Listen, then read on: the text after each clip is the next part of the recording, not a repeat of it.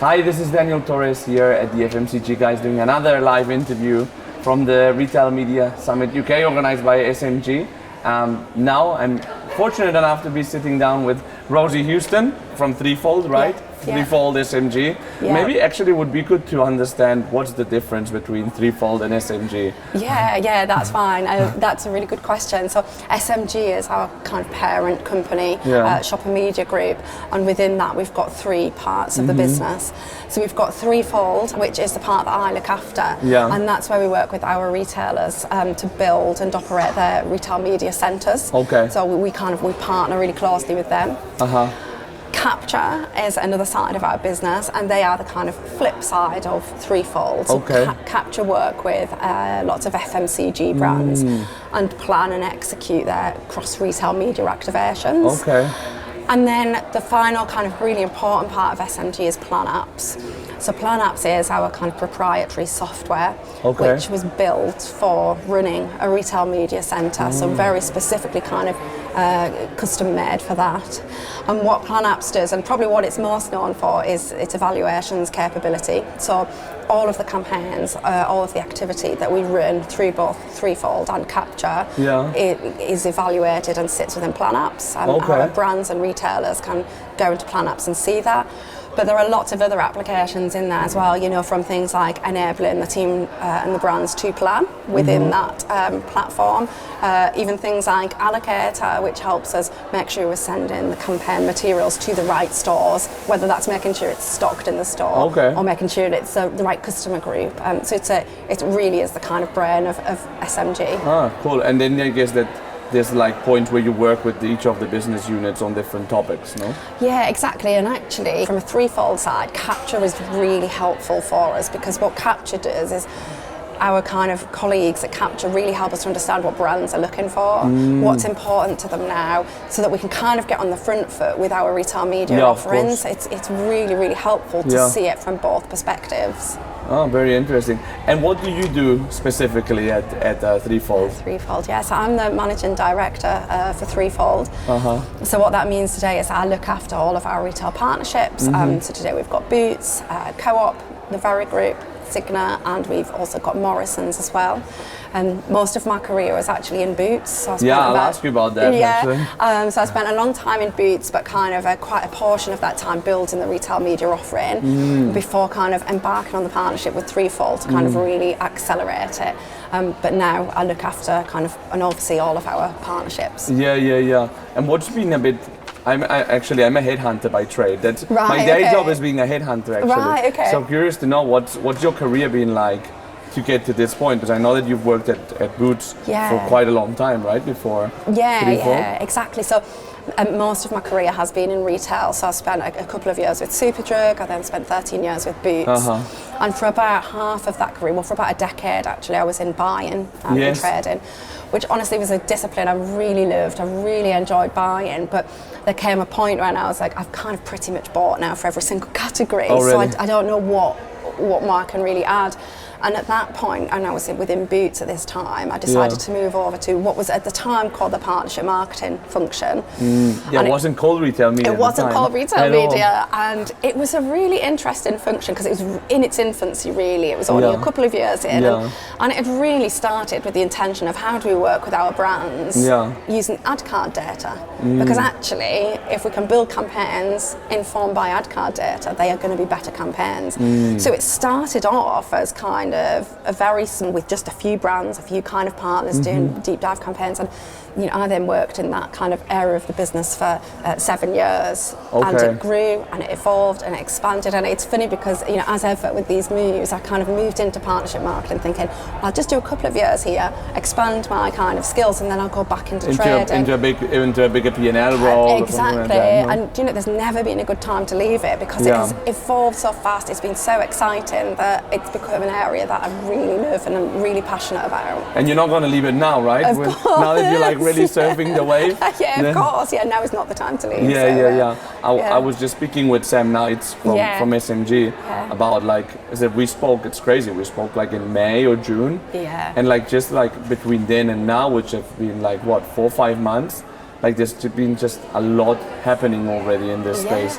How are you seeing it? If you look maybe 1 year ago until now, how have you seen this retail media or partnership marketing, as it used to be named? Marketing, yeah. How have you seen it evolve?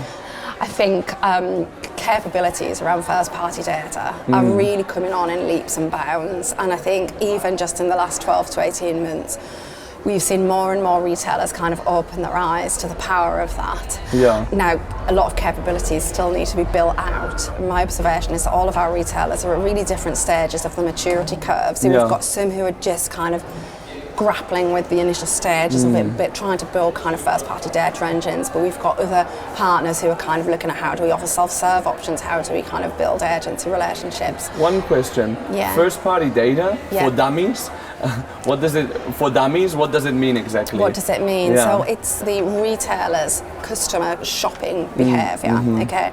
So audience data in particular. Yeah. So this kind of, for years, and in Boots, for years we used to say, we've got this amazing data. We have this amazing customer data. We know so much about our customers and their lives. Yeah. And of course, Boots operates not just in kind of, retail healthcare, but you've got broader healthcare, you've got opticians, you've got, it's a really kind of broad offering. But it was almost unhelpful to brands, and if anything, probably a bit annoying, because they were like, we know you have. How can we use it? Yeah. And the reality was that the technology wasn't there for us to be able to enable brands to leverage it in a way that was kind of compliant and fair on our customers, etc. And it's been the kind of the evolution of technology that has meant that actually now they can use it in a way that is, compliant, that is fair to our customers, that won't ruin trust. So that's what I mean by first-party data. Got it. Yeah. And that's really that's the space that you've seen evolve the most in the last year. Absolutely. There's a real kind of race to build that capability. But what I think's kind of, coming over the horizon, which I'm also really excited about, is in-store and digitization of in-store, because I think at times retail media, but particularly kind of in the press, has almost become synonymous with digital media, and it's not. It's not. It's retail media is the word is retail media, which retail, if you think about it, is a physical store, Exactly. right? And I think about a lot of our partners, at least 70% of their sales are still coming through in store. And so we can't do this brilliant job online, and then you get to store and it doesn't and it's match. irrelevant. So there's definitely a big and exciting piece of work, I think, to be doing on the in-store estates. Yeah. What Sam was also saying, that it feels like in terms of digital, the US is like 12, 18 months ahead of us. But in terms of in-store, Europe is, or at least the UK, is ahead of the US. Yeah, 100%. And we work really closely with Walgreens Advertising Group, and it's been a really helpful partnership. Of course, because they're in the same group as Boots, right? So. Exactly, and what's been really interesting is they are much further ahead in terms of first-party data and on off-site digital marketing, but we're further ahead now in store execution and kind of, even our kind of loyalty programs, etc. And so what we've been able to learn from each other, and you've got to be careful because those markets are so different. Right? And they just aren't as regulated as well, which makes it a bit easier for them to scale. But we can learn so much from each other and help each other kind of not make some of the mistakes that we each might have made. Because, so that's been great. And if you look back, like in the last year or 2 years with Boots specifically, what are like the projects or features in terms of retail media that you feel the most proud of?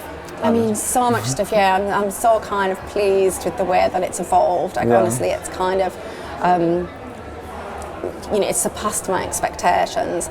I think in terms of loads of capability stuff that's evolved, and that's really great. But what I think I'm really pleased about is the kind of the fundamental shift in perception of partnership marketing or retail media, because historically, certainly when I first started, it was seen as, honestly, it's just a profit line for the business. That's what it is. It's a tax, it's a cost of doing business, pay to play, blah, blah, blah. And it's not seen like that anymore. Of course, it's an investment stream for the business, but there is a real kind of understanding across the whole of Boots that this is so much more than that. That actually this is driving sales to Boots. This is bolstering our own marketing campaigns. And I feel like there's now a genuine interaction between Boots and the brands where we're aiming to kind of really grow. So it's become so much kind of more, and that's the bit I'm really proud of, because that's what I always wanted it to be. Not just a profit line. And it makes the conversations ultimately with the brands also more strategic and more partnership driven and so on. Exactly. No? I feel like there's so much more trust there now. And we rely on our partners as well to help us shape the proposition. And we've worked closely with some of our big kind of partners to ask their advice. How can this way we get them to trials with us, and it feels very different to how it was 7 years ago. Is there, like, do you think, a USP of Boots' retail media network for brands compared to competitors? Yeah, I think there is, and I think a lot of it is all around the actual Boots brand. When we were setting up Boots Media Group, we spent a lot of time with brands interviewing them to understand what is, is there something more that you want here? And one of the big pieces we got back from brands was they want to work with Boots. They want to almost borrow the credibility and trust from Boots in their marketing campaigns. And one of the things that we've found that's been most successful is how we've been able to align some of the big Boots campaigns, like the Christmas campaigns, the big healthcare campaigns. Brands want to be part of that because they want to borrow some of that equity as well. And so I think that, along with Boots has got obviously very, very rich first party data as well. So I think they're the kind of things. It's that brand equity and the first party data. Is there any type of capability or know-how in terms of retail media where you think brands are adding value, or you're learning from brands in the retail side? I mean, I think we learn a lot from brands. My view is that they are a partner in the development of our retail media centres. There used to be a lot of dialogue of retailer XYZ can do this, retailer X or you can't. And I would invite that dialogue, because I need to understand what it is that you want and whether we can do it, whether we can't. So I think we learn a lot in that way in terms of them helping us shape the future. No, because, for example, when it comes to branding, for example, FMCG companies, blue chips, it's probably the best school of branding in the industry, right? So it's interesting to know if there's learnings there for you guys. Yeah, absolutely. I think there are. And what do you feel excited about when you think of 2024 already? Oh God, I was literally just thinking, where are we now? I know, it's complicated sometimes. When you think of the beginning of 2025, where do you think we'll be? The total industry? Retail media. Retail media. I think that there'll be more retail media centres than there are versus today. I think lots of other retailers will get involved. But I think in 2025, some of them may have kind of whittled off. I think that those that can offer the best capability that is data driven will still be around. And I think I expect that the capability advancements will continue. I think that there will be greater levels of standardisation. I think that's really kind of a hot topic in the press right now, and I think there'll be some good efforts made towards that. And I think there's likely to be kind of a bigger interaction between retail media centres and agencies as well. That's a dynamic that I think we're seeing coming out, but I think there's a lot of work to do to understand how that can work in reality. I think that agencies, they're also building up a lot of capabilities there, because they have to catch up with where the industry is going. And I don't know what time it is, it's probably around 9 o'clock in the morning, so we can't arrive to any conclusions of this event yet. Apart from all the noise that we hear, which is a good sign already. I know that you had a lot of people sign up. What do you expect from the event? I'm hoping we get a lot of collaboration. We've got lots of different retailers here, all at different parts of the journey. And I am a big believer in kind of not being secretive, actually being really collaborative with each other, because there's so many learnings we can take from each other. So I think that's the bit that I'm really looking forward to today. And I'm also looking forward to the section particularly around standardisation, because I think it's a really complex topic, really complex. So I'm looking forward to hearing Bianca's take on that. Okay, great. Well, we'll see what the day has to offer us. And Sam was already hinting to another edition next year already. Was he? All right. So, he said there'll be a link on the show notes that brilliant. If anyone wants to show interest, and they can sign up. Oh, brilliant. Yeah. Well, hopefully, fingers crossed. Yes.